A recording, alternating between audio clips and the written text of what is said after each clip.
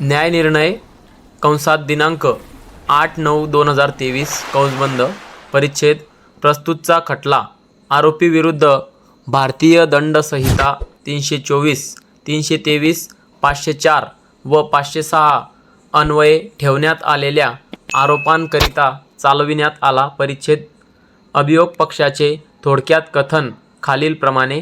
परिच्छेद 2 दिनांक 24/6/2023 रोजी रात्री 10 वाजण्याचे सुमारास मौजे निसरे तालुका पाटण गावचे हद्दीत उमा पेट्रोल पंपाचे आवारात ऑफिस समोर आरोपी सचिन जाधव हा संभाजीनगर सातारा येथे असताना हायवेवर पेट्रोलचा टँकर अचानक बंद पडला। त्यावेळी त्याने खबरीला टँकर दुरुस्ती करण्यासाठी मिस्त्रीला घेऊन ये असे सांगितले। त्यावेळी खबरीने त्यास नकार दिला। याचा राग मनात धरून आरोपीने खबरीला तू सोमवारी कामावर येताना सरळ ये, परत कामावर माझ्यासोबत ये असे म्हणून शिवीगाळ दमदाटी केली व हाताने व लाथाबुक्क्यांनी मारहाण केली। ये असे म्हणून केली तेव्हा खबरी आरोपीस म्हणाला की माझा संबंध पंप मालकाशी आहे, तुझ्याशी नाही। मालक सांगतील त्याप्रमाणे मी वागेन। त्यावर आरोपीने चिडून जाऊन खबरीच्या डोक्यात हातातील जेवणाचा स्टीलचा डब्बा मारून दुखापत पोहोचविली। त्यावरून घटनेबाबत खबर दाखल करण्यात आली। परिच्छेद 3 त्यावरून मल्हारपेठ पोलीस ठाणे येथे गुन्हा रजिस्टर नंबर 83/2023 नुसार गुन्हा नोंदविण्यात आला। सदर गुन्ह्याचा तपास श्री DS मुळगावकर पोलीस हवालदार यांचेकडे सोपविण्यात आला। त्यानुसार त्यांनी तपास केला, संबंधित साक्षीदारांचे जाब नोंदविले, घटनास्थळाचा पंचनामा तयार केला। तदनंतर त्यांनी आरोपींविरुद्ध दोषारोपपत्र दाखल केले। परिच्छेद 4 आरोपी विरुद्ध निशाणी 6 प्रमाणे दोषारोप ठेवण्यात आले। आरोपीने गुन्हा नाकबूल करून खटला चालविण्याची विनंती केली। परिच्छेद 5 खालील मुद्दे माझे विचारार्थ निर्माण झाले व त्याचे निष्कर्ष कारण मीमांसेसह खालीलप्रमाणे नोंदविले। परिच्छेद मुद्दा क्रमांक 1 अभियोग पक्ष असे सिद्ध करतो काय की आरोपीने खबरीला डोक्यात स्टीलचा डबा मारून इच्छापूर्वक दुखापत पोहोचविली? निष्कर्ष नाही। परिच्छेद 2 अभियोग पक्ष असे सिद्ध करतो काय की आरोपीने खबरीला हाताने व लाथाबुक्क्यांनी मारहाण करून इच्छापूर्वक दुखापत पोहोचविली? निष्कर्ष नाही। मुद्दा क्रमांक 3 अभियोग पक्ष असे सिद्ध करतो काय की आरोपीने खबरीला शिवीगाळ करून त्यायोगे त्यांना प्रक्षोभित केले आणि अशा प्रक्षोभनामुळे त्यांचेकडून सार्वजनिक शांततेचा भंग करण्यास उद्युक्त केले? निष्कर्ष नाही। मुद्दा क्रमांक 4 अभियोग पक्ष असे सिद्ध करतो काय की आरोपीने खबरीला धमकी देऊन फौजदारी पात्र धाकदपटशहा धाकदपटशाचा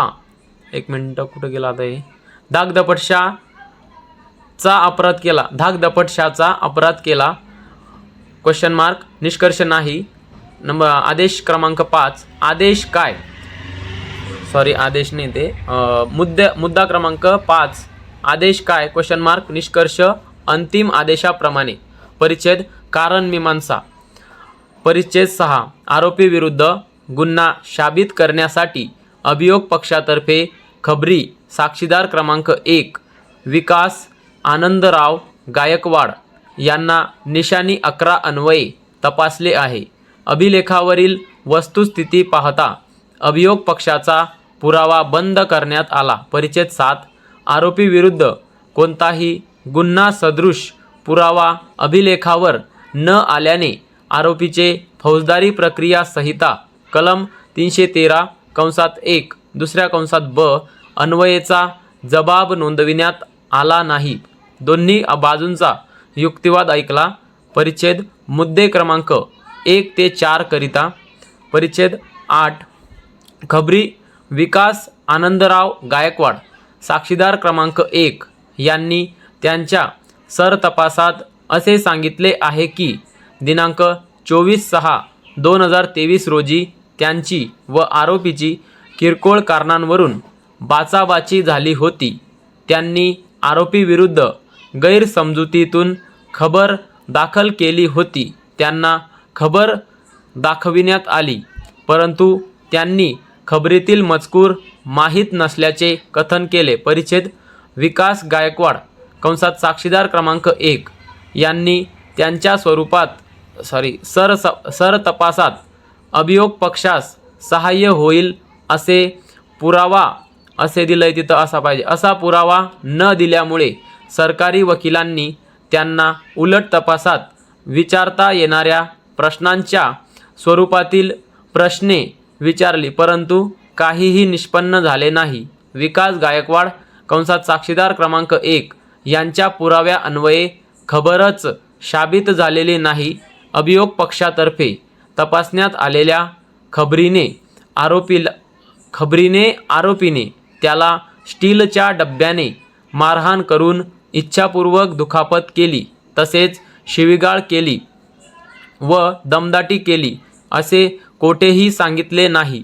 विकास गायकवाड कंसात साक्षीदार क्रमांक 1 यांनी सरकारी वकिलांनी विचारलेल्या प्रश्नाला मान्य केले आहे की त्याची व आरोपीची न्यायालयाबाहेर तडजोड झालेली आहे. त्यामुळे निशाणी 12 वरील घटनास्थळाचा पंचनामा व निशाणी 13 वरील जप्ती पंचनामा विचारात घेतला तरी आरोपीने सदरचा गुन्हा केला असे म्हणता येणार नाही.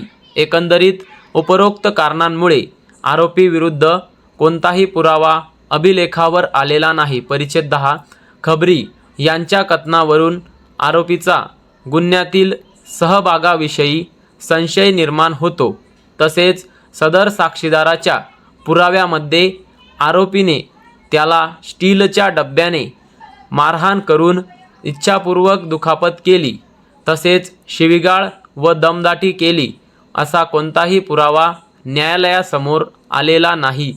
सबब अभियोग पक्ष आरोपीवरील दोषारोप सिद्ध करण्यास अपयशी ठरला. त्यामुळे मी विचाराधीन असलेल्या मुद्दे क्रमांक 1 ते 4 चे निष्कर्ष नकारार्थी नोंदवत आहे. परिच्छेद मुद्दा क्रमांक 5 करिता परिच्छेद 11 ज्या अर्थी मुद्दे क्रमांक 1 ते 4 चे निष्कर्ष नकारार्थी नोंदविण्यात आलेला आहे, त्या अर्थी आरोपीवरील ठेवण्यात आलेल्या दोषारोपातून त्यास निर्दोष मुक्त करणे पाहिजे. क्रमप्राप्त ठरते. जप्त मुद्देमाल स्टीलचा डब्बा आरोपीच्या ताब्यातून जप्त केला असल्यामुळे अपीलच्या कालावधीनंतर तो त्याला परत करणे योग्य होईल. सबब मुद्दा क्रमांक 5 करिता खालील आदेश पारित करण्यात येत आहे. परिच्छेद आदेश नंबर 1 आरोपी सचिन आबासो जाधव राहणार पोळाचीवाडी